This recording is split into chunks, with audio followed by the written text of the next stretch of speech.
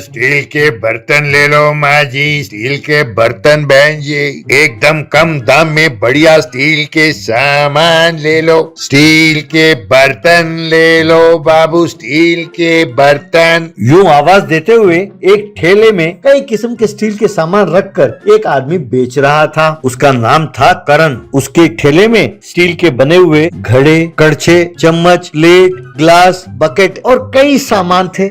उस गांव की औरतें ये खूब खरीदती थीं। करण बहुत होशियार था। अगर कोई परेशान होता तो करण उसे एकदम बढ़िया राय देता था।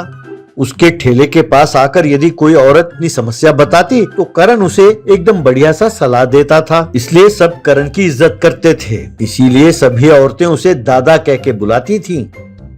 एक औरत, करण दादा, आपने जो सलाह दिया मेरा बहुत काम आया। अब मेरे परिवार वाले और मैं उस समस्या से बाहर निकल गए। आपका बहुत बहुत धन्यवाद दादा। तब दूसरी औरत, हाँ दादा, जब तक आपने वो सलाह नहीं दिए मेरे दिमाग में वो आइडिया आया ही नहीं। मेरे समस्या का हल मेरे सामने था और मैं पूरे गांव में ढूंढ रही थी। दादा, आपके कहने के बाद ही मेरे समझ में आया कि मेरे समस्या का हल वही है। यूं सब उसकी प्रशंसा करते थे। करण के बचपन का दोस्त था जिगर। वो एक ठेले में चिकन कबाब बनाकर बेचता था। बहुत सारे लोग आकर खाते थे। कभी कभी करण अपने ठेले के साथ वहां चला जाता। दोनों दिल खोलकर बात करते।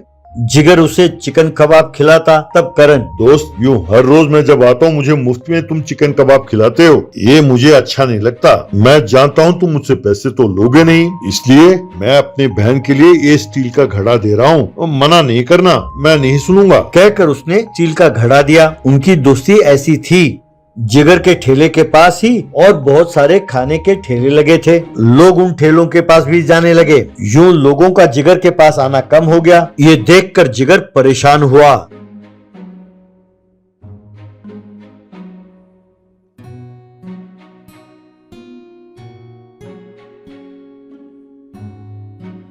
एक दिन तो जिगर के ठेले के पास एक भी ग्राहक नहीं आया। जिगर ने जो कबाब बनाए थे सब वहीं पड़े रह गए।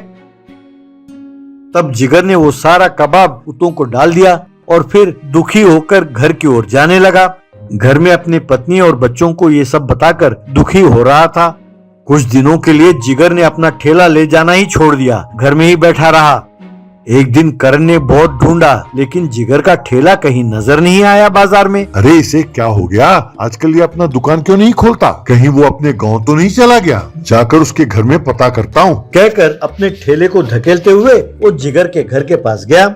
वहाँ उसने जिगर की पत्नी से पूछा। तब उसने सारी बात बताई और कहने लगी, पता नहीं भाई साहब, जब से उसका धंधा मंदा हुआ है वो यूँ हताश होकर घर में बैठे हैं। ना वो ठीक से खाते हैं ना ठीक से सोते हैं। उन्हें देखकर मुझे डर लगता है कि कहीं वो कुछ कर ना बैठे। तभी जिगर के बच्चे स्कूल से घर लौटे।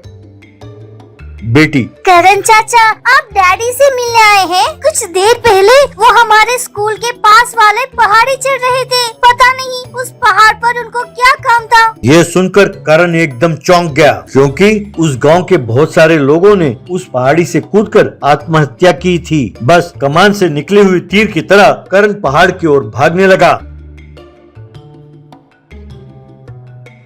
वहां कूदने की तैयारी कर रहे जिगर को पीछे खींचा और उसके गाल पर जोर से थप्पड़ मारा। तुम इंसान हो या मूर्ख, नालायक कहीं के, तुम आत्महत्या करने चले थे? तुमने अपने पत्नी और बच्चों के बारे में नहीं सोचा? शर्म आनी चाहिए तुम्हें। जिगर, मैं और क्या करता यार, मेरे सामने सारे रास्ते बंद हैं, इसीलिए मैं ये करने चला था। कहकर रोने लगा। करण ने उसका हिम्मत बांधा। यार, हर समस्या का एक हल होता है। मैं तुम्हारी समस्या का हल ढूंढता हूँ। चल घर लौटते हैं। घर लौटने के बाद अपने ठेले में से 4 स्टील के डब्बे निकाले और कहने लगा, यार मैंने कहीं वीडियो में देखा था कि चिकन कबाब को स्टील के डब्बे में रख के आग में गर्म करो तो बहुत स्वादिष्ट होता है। एक बार कोशिश तो करके देखो। अगर इस तरकीब ने काम नहीं किया तो कुछ और सोच लेंगे।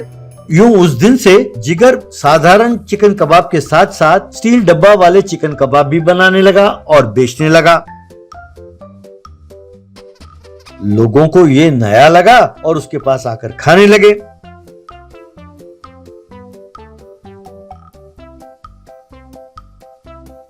लोगों को उसका स्वाद बहुत पसंद आया। यूं देखते देखते उसका धंधा चल पड़ा और जिगर खूब पैसे कमाने लगा।